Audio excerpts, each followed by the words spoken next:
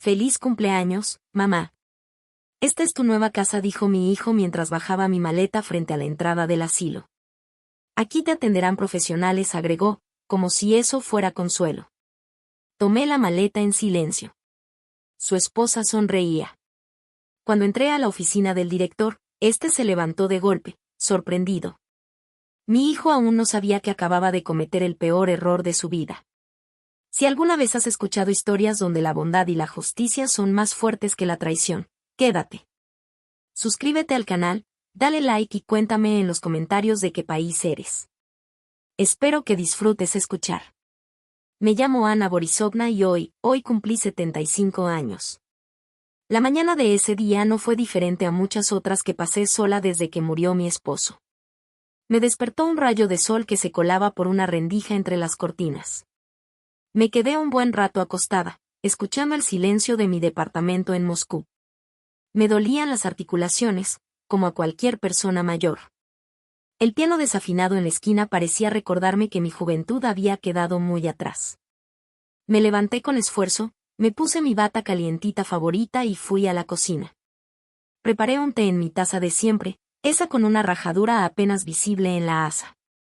Me la regaló Dima, mi hijo, cuando todavía era un niño que iba a la primaria. En la tarjeta, que aún conservo en una caja, él escribió con letra temblorosa, para la mejor mamá del mundo. Miré la taza y pensé, ¿a dónde se fue ese niño? A las 10 de la mañana sonó el timbre. Sabía que eran ellos, Dima y su esposa Cristina. Me habían prometido que pasarían a felicitarme. Abrí la puerta. Ahí estaba mi hijo, alto, impecable, vestido con un traje caro que le quedaba perfecto. Cristina, como siempre, se veía perfecta, peinado de salón, maquillaje intacto, sonrisa cortés, pero fría. Mamá, feliz cumpleaños, dijo Dima con entusiasmo, entregándome un ramo de crisantemos. Felicidades, Ana Borisovna, añadió Cristina, dándome un beso en la mejilla. Olía a un perfume moderno y fuerte que desentonaba con el ambiente cálido y sencillo de mi viejo departamento. Los invité a pasar a la cocina.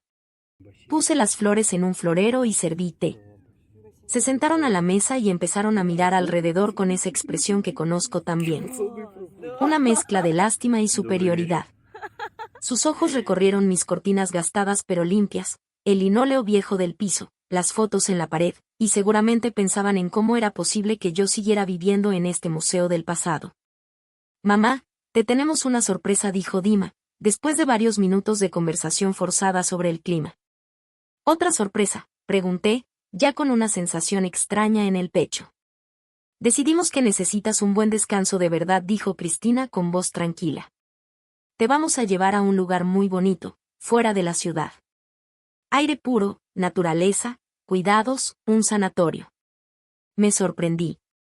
La última vez que estuve en uno fue hace más de 20 años, cuando mi esposo todavía vivía.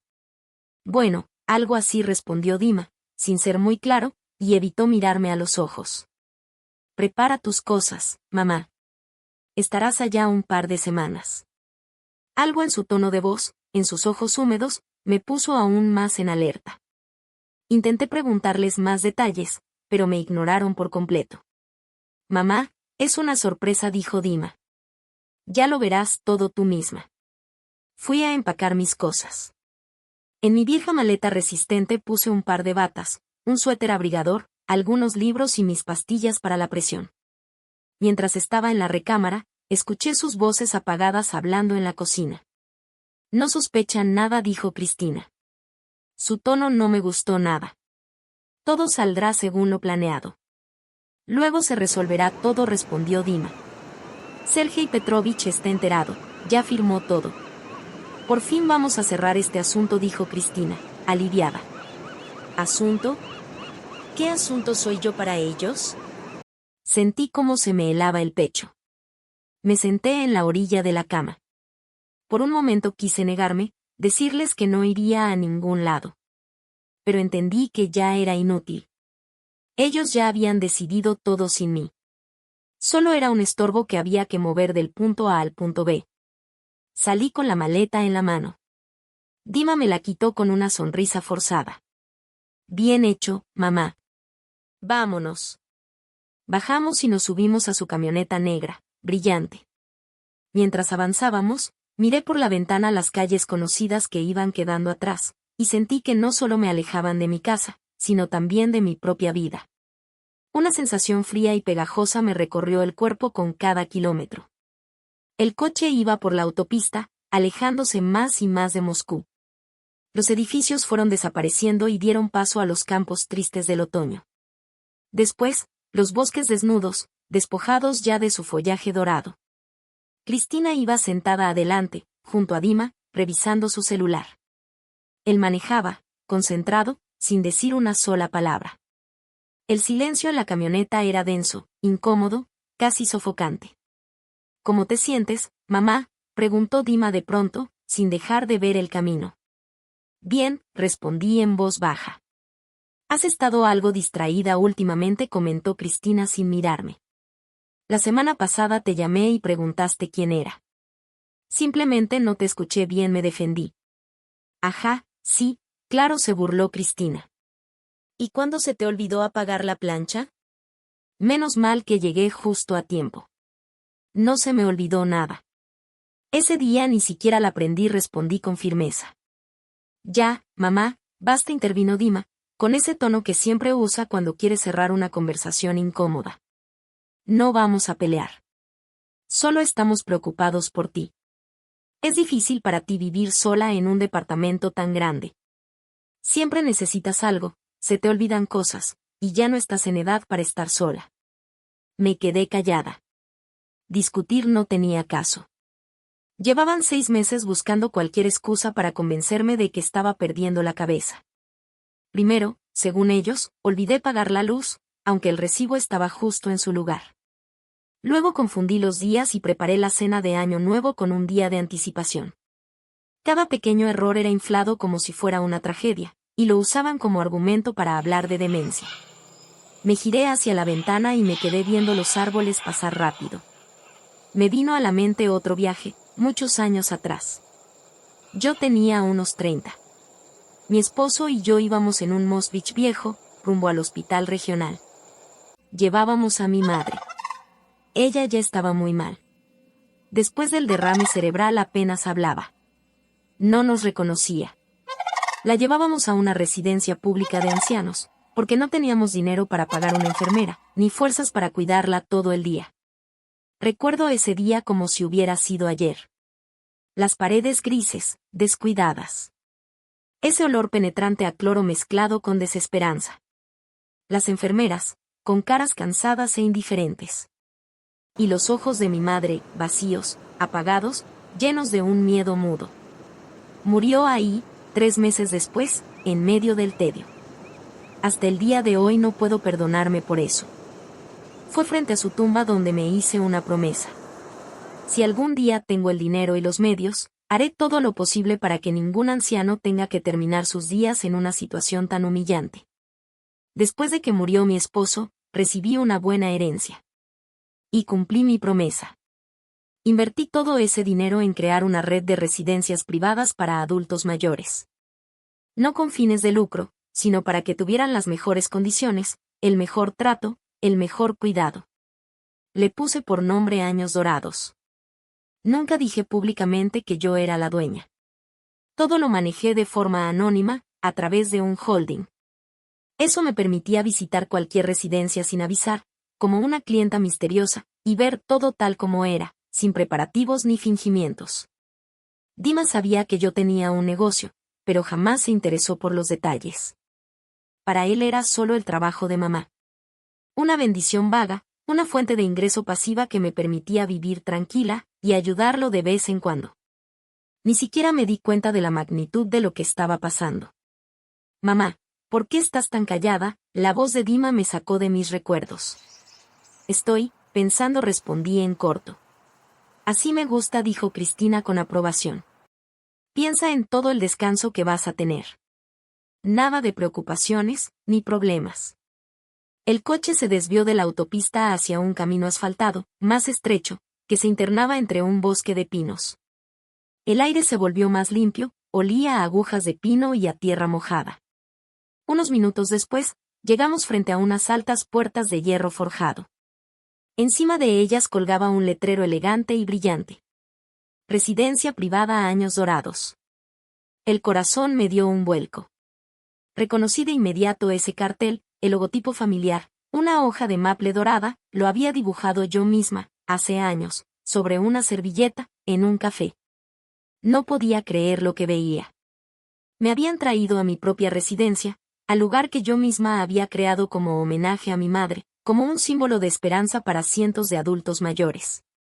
Aquí es, ya llegamos, dijo Dima, deteniendo el coche con una sonrisa. No le respondí.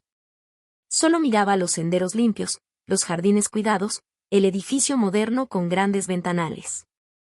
Y entonces lo entendí. Esto no era una sorpresa cualquiera. Esto estaba planeado. Con precisión, con frialdad.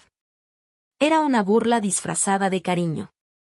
Me trajeron a mi propio paraíso, para convertirlo en mi prisión. Dima apagó el motor. Por un momento, nadie dijo nada. Todos nos quedamos en silencio. Él parecía esperar que yo reaccionara de alguna manera, que me emocionara, que me sorprendiera, que le agradeciera. Cristina miraba al frente, con una sonrisa satisfecha. Yo, solo me quedé callada, tratando de controlar el temblor en mis manos y el latido salvaje de mi corazón. Pues que, nos vamos a quedar aquí sentados, rompió el silencio Cristina. Ya nos están esperando. Dima se bajó y me abrió la puerta. Salí lentamente, como en un sueño. El aire era fresco, puro, pero apenas lo sentía. Todos mis sentidos estaban enfocados en una sola cosa, la enorme y monstruosa traición que se desarrollaba frente a mis ojos. Dima sacó mi vieja maleta del maletero. Vamos, mamá dijo, señalando la entrada principal. El edificio era exactamente como lo había imaginado. Ladrillos claros, grandes ventanales, una terraza amplia. Todo hecho con dedicación, con cariño. Con mi dedicación. Nos recibió una mujer amable en bata blanca. Hola, ¿usted es Ana Borisovna? Por favor, adelante. No, corrigió Dima. Ella es Ana Borisovna, mi madre. Venimos a dejarla con ustedes. La mujer lo miró sorprendida, primero a él, luego a mí. Disculpe, creo que debe haber un error. Hoy no teníamos programada la llegada de nuevos residentes. Quedamos con el director. Sergei Petrovich iba a preparar todo, dijo Cristina, frunciendo el ceño. Justo en ese momento, Sergei Petrovich salió al recibidor. Un hombre alto, de unos 60 años, con canas y unos ojos cansados, pero amables. Solo lo conocía por videollamadas. Hablábamos una vez cada 3 meses para revisar informes. Él nunca me había visto en persona. Solo conocía mi voz y el apellido del dueño anónimo. Dimitri, Cristina se acercó a nosotros. Los estaba esperando. ¿Entiendo que esta es su madre? Se asintió Dima, Anna Borisovna. Sergei Petrovich me tendió la mano. ¡Qué gusto! Bienvenida a Años Dorados. Estrechó mi mano en silencio. Era cálida, firme. Y en sus ojos, vi que, en cuestión de segundos, él entendió todo. En su mirada había compasión. Pero él pensaba que yo era solo una más. Una anciana desafortunada a la que sus propios hijos habían decidido abandonar. Mamá, dijo Dima, volviéndose hacia mí. Ahora vas a vivir aquí. Tenía en la cara una máscara de preocupación, de falsa ternura. Y entonces dijo esa frase. Esa misma frase que se supone que debía romperme por dentro. Pero no lo hizo. En vez de eso, encendió un fuego frío, silencioso, en mi pecho. Feliz cumpleaños, mamá.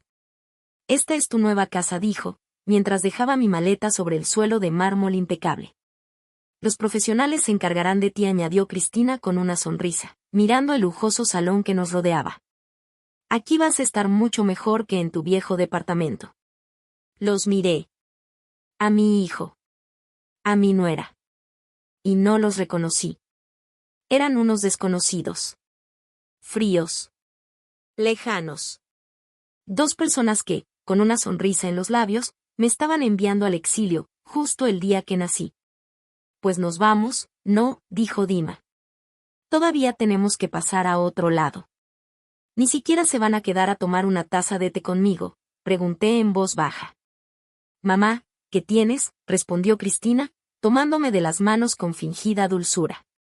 Necesitas instalarte, conocer al personal. No queremos molestarte. Te llamamos mañana. Y sin más, se dieron la vuelta y se dirigieron a la salida.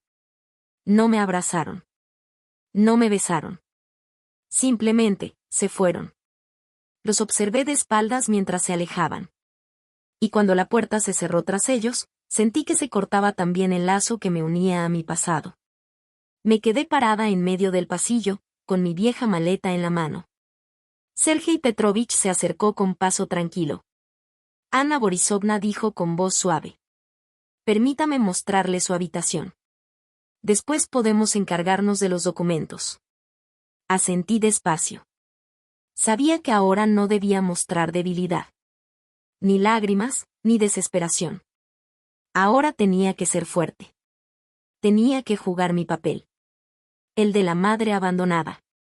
Al menos, hasta que llegue el momento de mostrar quién manda aquí. Quién es la verdadera anfitriona de este lugar.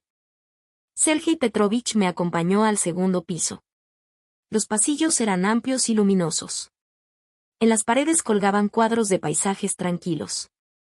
Había macetas con flores frescas.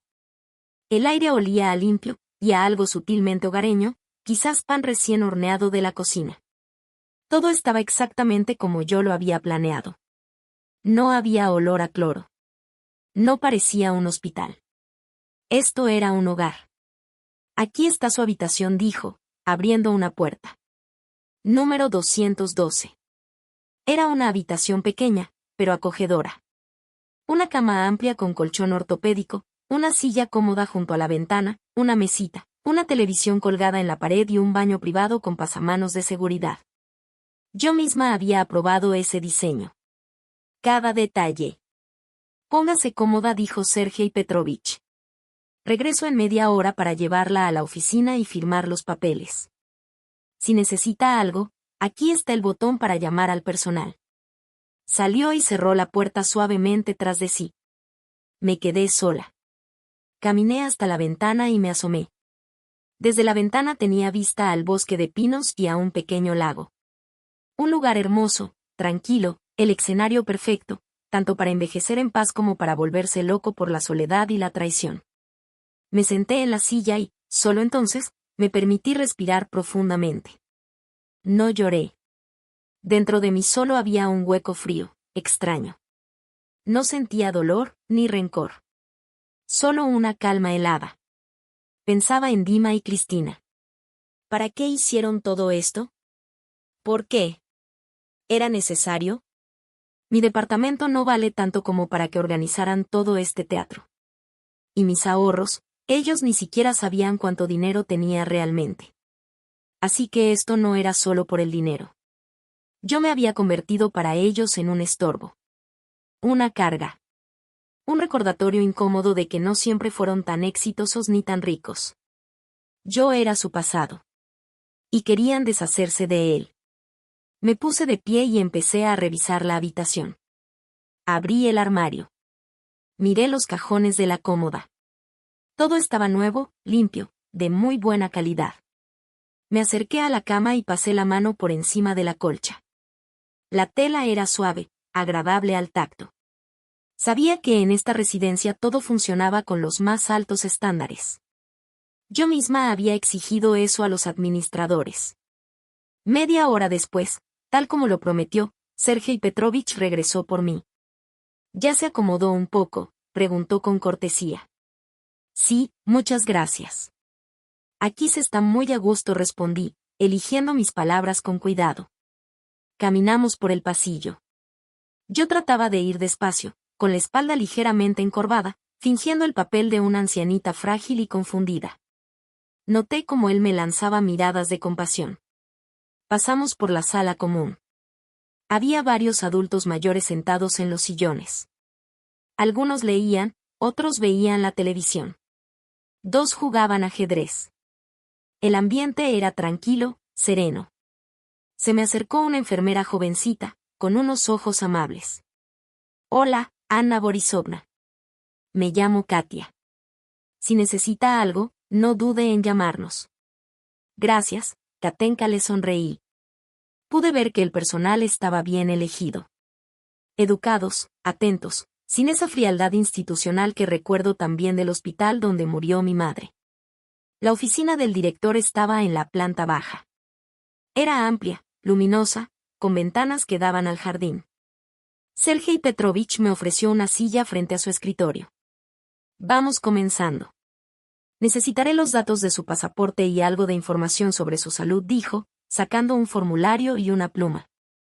Lo observé y pensé. ¿Cómo no se da cuenta? ¿Cómo puede no reconocerme? Por un momento sentí la tentación de decirlo, ahí mismo. Soy la dueña de todo esto. Pero no, todavía no. Quería ver cómo se comportaba. Quería interpretar este papel hasta el final. Ana Borisovna, dijo mirándome por encima de sus lentes, su hijo nos comentó que ha tenido algunos problemas con la memoria. ¿Es cierto? A veces estoy un poco distraída, respondí, evadiendo con suavidad. Entiendo, asintió. No se preocupe. Tenemos excelentes especialistas. Estamos aquí para ayudarla. Me hizo varias preguntas. Yo respondía con calma, en voz baja, con pausas. Lo vi creyendo en mí. Creyendo en la imagen de una anciana indefensa que se le presentaba frente a él. Y por eso, dentro de mí, la amargura creció aún más. Sergei Petrovich es un buen hombre, un verdadero profesional. Y aún así, sin saberlo, se convirtió en parte de esta farsa. Cuando terminamos con el formulario, dejó la pluma a un lado y dijo: Bueno, eso es todo por hoy. Ahora descanse. Mañana en la mañana vendrá nuestro médico a revisarla. Me levanté para salir, pero ya en la puerta me detuve. Sergei Petrovich, dije, ¿podría mostrarme los documentos legales de esta residencia? Solo por curiosidad, me gustaría saber bien en dónde estoy. Él se sorprendió, alzó las cejas. ¿Para qué los necesitas? Pues, simplemente quiero saber dónde vine a parar. Pensó un momento y luego se encogió de hombros. Está bien. Le pediré al abogado que le prepare unas copias. Salí de su oficina. Ya había dado el primer paso. Supe que, cuando viera mi apellido en la lista de fundadores del corporativo dueño de toda la cadena Años Dorados, su sorpresa se convertiría en puro asombro. El juego había comenzado. De regreso en mi habitación, lo primero que hice fue sacar un libro de mi maleta. Leer siempre me ayudaba a calmarme y a poner mis ideas en orden. Pero esta vez no podía concentrarme. Las palabras se me borraban frente a los ojos. Estaba pensando en Dima. ¿De verdad creyó que estaba enferma? ¿O solo fue una excusa conveniente, para justificar lo que hizo? Me acerqué a la ventana. En el jardín de la residencia, varios residentes paseaban. Algunos estaban sentados en bancas, envueltos en cobijas, otros caminaban lento por los senderos. Todos se veían tranquilos, bien cuidados. Y eso me aligeró un poco el corazón. Mi negocio en el que puse mi alma, mi dinero y cada gramo de energía funcionaba. Estaba cumpliendo su propósito, darle bienestar a la gente. Y eso, para mí, era lo más importante. Ya entrada la noche, alguien llamó a la puerta de mi cuarto. Era Katia, la enfermera. Anna Borisovna, ¿cómo se siente? ¿Le gustaría un poco de té? ¿Algo de comer? Gracias, Katenka. No me caería mal un té. Poco después regresó con una tacita de té de hierbas aromáticas y un platito con galletas. Por si acaso, hoy me toca turno nocturno. No se apene, si necesita algo, solo presione el botón. ¿Tienes mucho tiempo trabajando aquí? Voy para 3 años, respondió con una sonrisa. Me gusta mucho. Tenemos un gran equipo, y el director, Sergei Petrovich, es una persona muy decente. ¿Y los huéspedes? ¿No se quejan? ¿Qué va? Rió. Todos están muy contentos. Dicen que aquí están mejor que en su propia casa. Se fue, y me quedé sola con mis pensamientos. Así que Sergei Petrovich sí era un buen director. Eso me alegraba, pero también complicaba las cosas. No me gustaba meterlo en esta historia sucia. A la mañana siguiente, después del desayuno, decidí salir a caminar por los jardines. La residencia estaba rodeada de un bosque de pinos.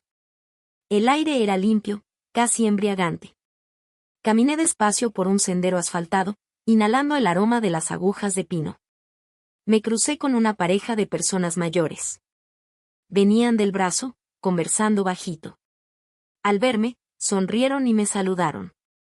¿Eres nueva aquí?, me preguntó una mujer. Sí, apenas llegué ayer. Te vas a acostumbrar, aquí se está bien, agregó su esposo. Es tranquilo, confiable. Seguí caminando.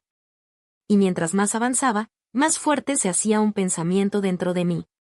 No podía permitir que Dima y Cristina lo destruyeran. No solo mi vida, sino también el negocio que tanto me costó construir y que tanto significaba para mí. Durante el día, como se había prometido, vino a verme el médico. Era un hombre mayor, inteligente, con una mirada aguda. Me revisó con cuidado y me hizo varias preguntas. Yo le respondí con sinceridad, sin esconder nada. Según los análisis que me proporcionó su hijo, dijo al terminar, usted no presenta ningún deterioro cognitivo serio. Tiene algo de distracción, propio de la edad, pero no es ninguna enfermedad. Pues mi hijo afirma lo contrario, dije con amargura. Me reí entre dientes.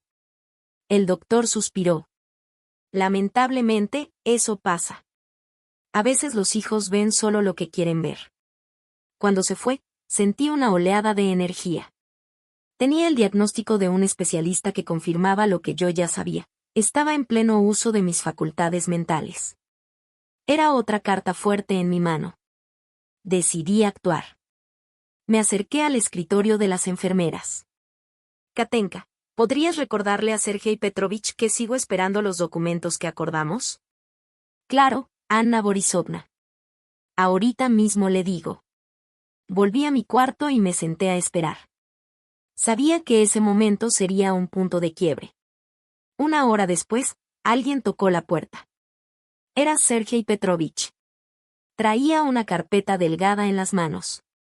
Aquí tiene lo que pidió, dijo, tendiéndome los documentos.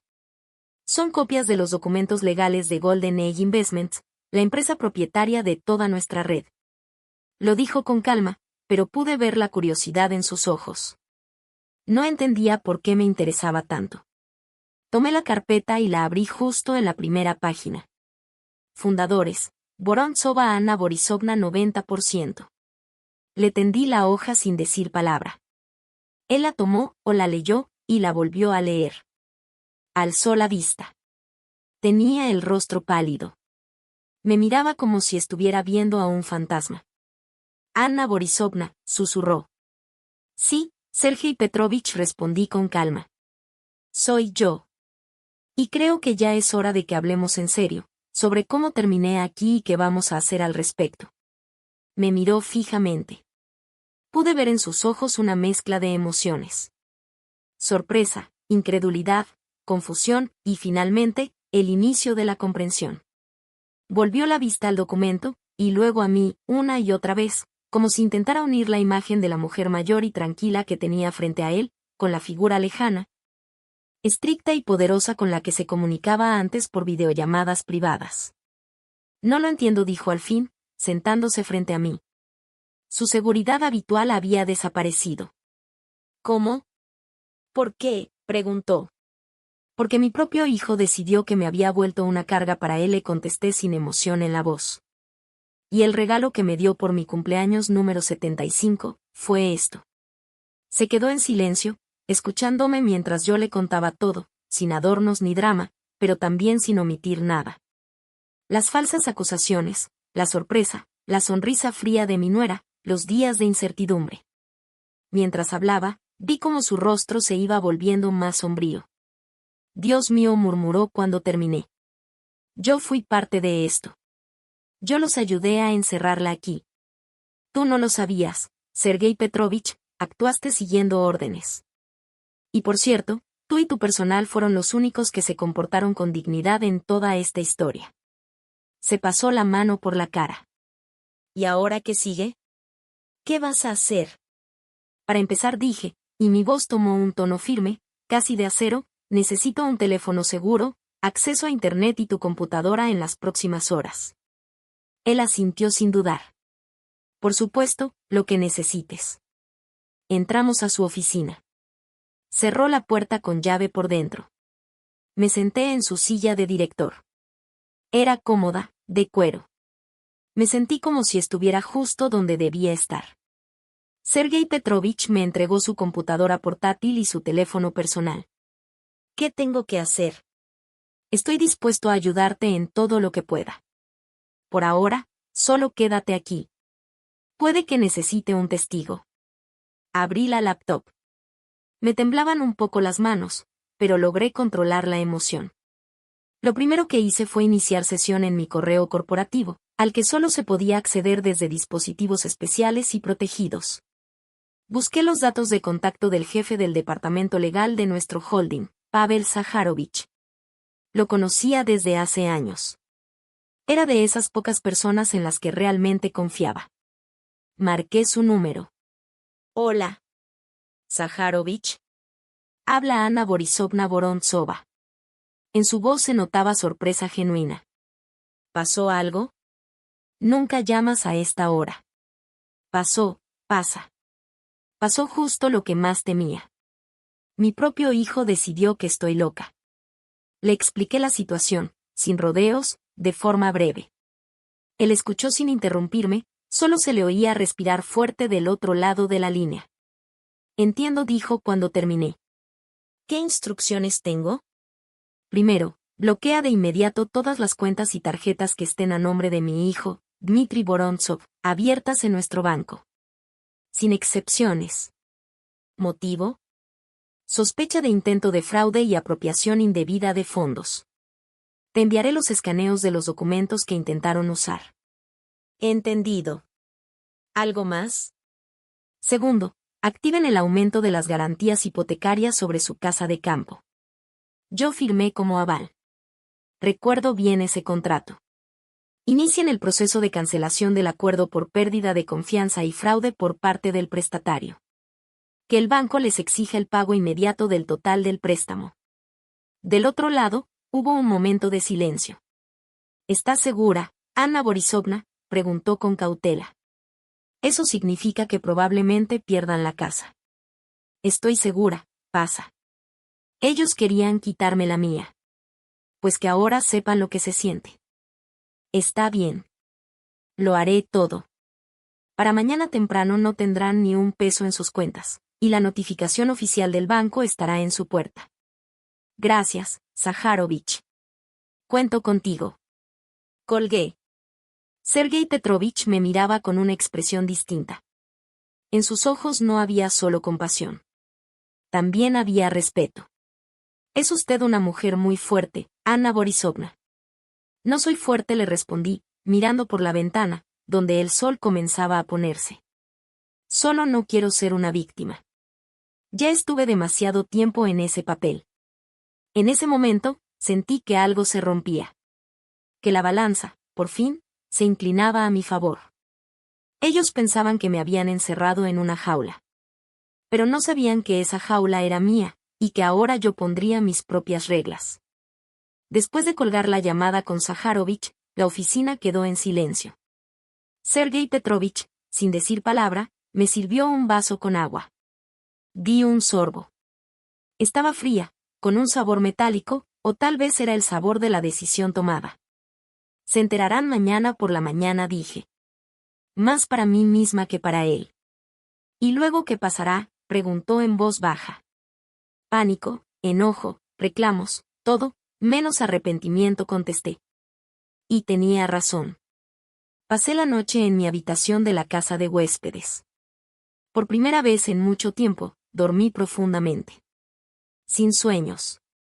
Al amanecer no fue un despertador el que me levantó, sino una sensación de paz interna. Me levanté, me bañé, me vestí.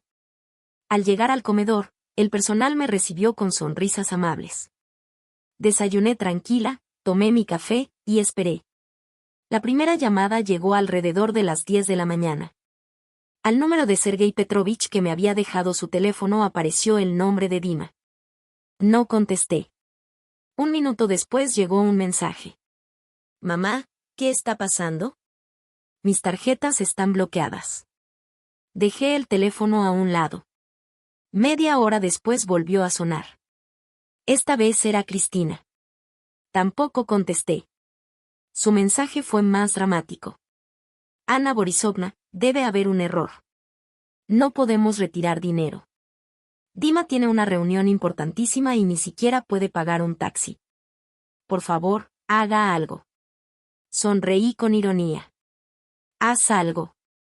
Como si yo fuera una especie de hechicera a la que se le puede pedir que arregle todo con un chasquido. Para la hora de la comida, el pánico ya era evidente. Llamaban sin parar, enviaban mensajes furiosos, culpaban al banco, al sistema, a todo, menos a ellos mismos. Aún no se daban cuenta de que fui yo. Seguían creyendo que yo era una viejita indefensa, encerrada en una pensión. Cerca de las 3 de la tarde me llamó Zaharovich. Ana Borisovna, todo listo. Las cuentas están congeladas. El aviso de cobro anticipado de la hipoteca ya fue enviado por mensajero. Les llegará hoy mismo. Gracias, pasa. Llamaron al banco, continuó. Exigieron explicaciones. Fueron muy educados, pero se les informó que es parte de una revisión solicitada por el accionista principal del holding. ¿Ya saben que soy yo? Todavía no, pero lo van a descubrir pronto. Estaba sentada en un sillón, junto a la ventana de mi habitación, viendo los pinos afuera. No sentí lástima por ellos. Sentí amargura. Porque me vi obligada a hacer esto. Porque mi propio hijo me llevó al punto de tener que defenderme de él como si fuera un enemigo. Recordé cuando era niño.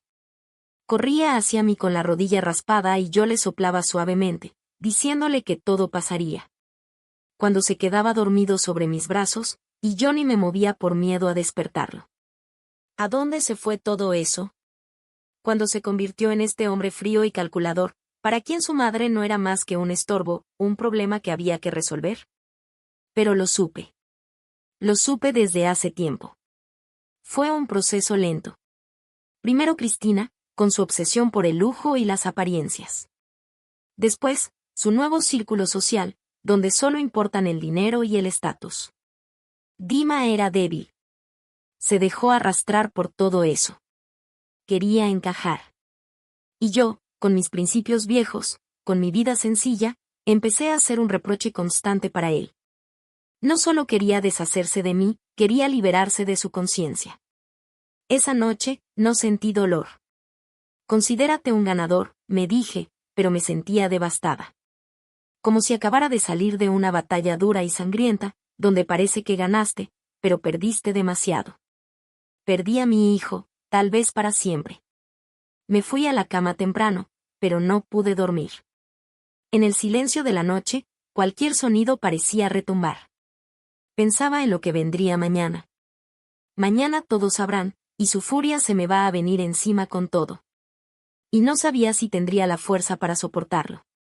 Pero había una cosa que sí sabía, no iba a retroceder. Me quedé callada demasiado tiempo. Ya era hora de hablar y hacer que escucharan mi voz. La voz de la mujer a la que intentaron borrar de sus vidas, pero que resultó más fuerte de lo que pensaban. La mañana comenzó con un silencio ensordecedor. El teléfono no sonó. Sin llamadas. Sin mensajes. Sabía que era esa pausa antes de la tormenta. Ya habían recibido la notificación del banco. Ya sabían quién estaba detrás de todo. Y ahora estaban planeando su siguiente jugada. Desayuné en el comedor común. Los demás huéspedes, como siempre, tranquilos, sonrientes, hablando del clima, de sus nietos, de la novela de ayer. Yo me senté entre ellos, tomando mi té, sintiéndome como un personaje de otra historia. Ellos estaban viviendo una vejez serena. Yo estaba en guerra. Alrededor del mediodía, Sergei Petrovich tocó a mi puerta. Ana Borisovna, ya llegaron. Asentí. Los estaba esperando. Están exigiendo verte. Muy insistentes. Bajo en 5 minutos. Llévalos a la sala de juntas. Y le dije. Por favor, prende la grabación de la cámara de esta sala. Por si acaso. Asintió. Ya está encendida. Me miré al espejo. Cara pálida, cansada, pero los ojos duros. Me acomodé el cuello del suéter y bajé despacio. Ellos estaban en la sala, sentados frente a la mesa redonda. Dima blanco como el papel. Cristina roja del coraje. Apenas entré, ella se levantó de golpe. ¿Qué hiciste?, gritó, sin siquiera saludar. Nos quieres destruir. Siéntate, Cristina, le dije con calma. Y no me alces la voz. ¿Cómo te atreves?, dio un paso hacia mí, pero Dima la detuvo tomándola del brazo. Cristina, por favor, siéntate. Ella me miró con odio, pero obedeció. Mamá, empezó Dima con la voz temblorosa. ¿Por qué hiciste esto? ¿Y qué esperabas que hiciera, Dima?, dije al sentarme frente a ellos. ¿Darles las gracias por mandarme a un asilo en mi cumpleaños? Y era por tu bien, exclamó él. Queríamos que te cuidaran. Querían deshacerse de mí, interrumpí. ¿Y quedarse con mis bienes? Cristina bufó con desprecio. ¿Qué bienes? ¿Tu departamento viejo? Mi departamento, repetí despacio. Mis ahorros, y, como acaban de enterarse, mi participación en el holding donde ustedes, sin pensarlo 2 veces, guardaban su dinero. Y la casa que compraron a mi nombre, como garantía. El silencio se volvió espeso. Me miraban, y en sus ojos vi el terror al comprender. Hasta el último momento, no creyeron que yo era ella, la verdadera Vorontsova. Eso no puede ser verdad, susurró Cristina. Pero lo es, dijo una voz detrás de mí. Sergei Petrovich había entrado a la sala. Ana Borisovna es la única fundadora de Golden Age Inversiones. Dima se agarró la cabeza con ambas manos. Mamá, no lo sabía, dijo Dima con las manos temblorosas. Pensé que eran solo ingresos pasivos. Tú nunca. Lo sabías, Dima, lo interrumpí con firmeza. Solo te convenía pensar que yo era una vieja tonta e indefensa. Así era más fácil justificar tu comportamiento. ¿Qué es lo que quieres entonces?, preguntó Cristina, con una voz serena pero cargada de veneno. No es dinero, Cristina. Dinero sí tengo. Lo que quiero es otra cosa. Quiero que entiendan lo que significa la responsabilidad. Que cada acción tiene un precio que se paga, respondí sin titubear. Te lo vamos a devolver todo, exclamó Dima desesperado. Nos vamos a disculpar. Solo desbloquea las cuentas, por favor, no tenemos ni para vivir. El banco exige el pago completo de la hipoteca en un mes. Vamos a perder la casa. La perdieron, dije en voz baja. El día que decidieron que podían controlar mi vida. Me levanté de la silla. La conversación se terminó. Tienen un mes para desalojar la casa. Si no lo hacen, los actuarios se encargarán. Y ahora, por favor, váyanse. Este es un lugar privado, y no quiero volver a verlos aquí. Me miraron como si fuera un monstruo. Como si yo fuera una madre que traicionó a su propio hijo. Pero yo sabía que había hecho lo correcto. A veces, para salvar a alguien, hay que dejarlo caer. Dejar que se estrelle, para que aprenda a volar o por lo menos, a caminar por su cuenta. Se fueron, azotando la puerta. Me quedé sola en la sala de juntas. Las piernas me flaqueaban, así que me dejé caer en la silla. La adrenalina se disipó, dejándome un eco sordo de vacío. Sergei Petrovich entró con una taza de té caliente. Lo hizo bien, Ana Borisovna. Acabo de despojarme de mi propio hijo, por completo, susurré. Y le dio una oportunidad, replicó él. Una oportunidad de crecer. Las semanas que siguieron fueron las más duras. Dima y Cristina no dejaron de intentar que todo volviera a como estaba. Me llamaban 100 veces al día. No contestaba. Mandaban mensajes llenos de súplicas y amenazas. no los leía. Intentaron meterse a la pensión, pero la seguridad, bajo mis órdenes, no los dejó pasar. Luego empezaron a buscar a otros para acercarse a mí. Llamaron a mi prima en Saratov, con quien no hablaba desde hace 10 años. Le dijeron que yo había enloquecido, que unos estafadores me tenían controlada. La pobre, sin entender nada, me llamó gritando y acusándome. Tuve que ponerla en su lugar con frialdad. Después fueron con mis antiguas amigas. Les contaron lo mismo. Algunas lo creyeron. Me dieron la espalda. Amigas de toda la vida, eso dolió, pero aguanté. Igor Semyonovich, un viejo amigo abogado, se encargó de llevar todo de forma oficial. Fue mi muro. Mi respaldo. No te rajes, Lena me dijo una vez por teléfono. Están jugando su última carta, hacerte sentir culpa. No caigas. Un día, Cristina me sorprendió a la entrada de la pensión mientras regresaba de caminar. Corrió hacia mí, se arrodilló y me abrazó las piernas. Ana Borisovna, por favor, perdóneme, me equivoqué. Ya entendí todo. No destruya nuestra familia. Y Dima está al borde del colapso, lloraba aferrándose a mi abrigo. La miré desde arriba. Su maquillaje impecable estaba corrido por las lágrimas. Y no sentí nada. Ni lástima, ni enojo. Solo un cansancio frío. Levántate, Cristina. No te humilles más. No me voy a mover de aquí hasta que me perdones. Te perdono, le dije. Pero eso no cambia nada. La decisión está tomada. Con cuidado, solté su mano de mi abrigo y me fui hacia la entrada. Cristina se quedó ahí, arrodillada en medio de la calle, llorando a gritos.